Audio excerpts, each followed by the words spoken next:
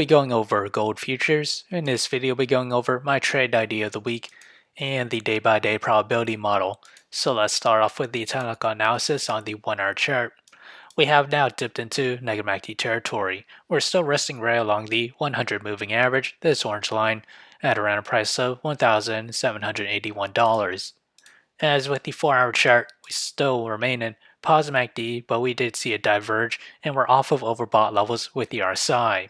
As with the daily chart, we still remain in positive MACD and we're still approaching to overbought condition with the RSI.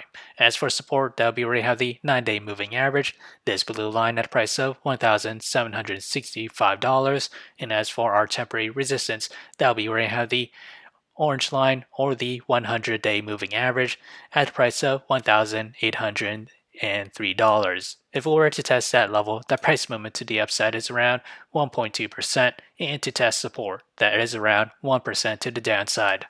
As for the trade idea, I'll be trading GLD, and my position size for it is less than 1% of my portfolio.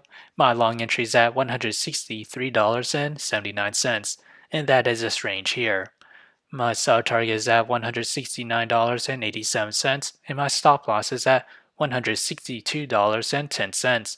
However, if I were to open a short position, my entry is at $172.47, and my sell target is at $165.53, and my stop loss is at $174.25. So whichever entry price were to hit first, that'll be my position of the week. So how did I develop these trade ideas? It all comes from the day-by-day probability model, which is available in the link below, so do check it out. As we progress to the 5th day or week of trading, gold futures has a 40% chance to climb between 0 to 3%.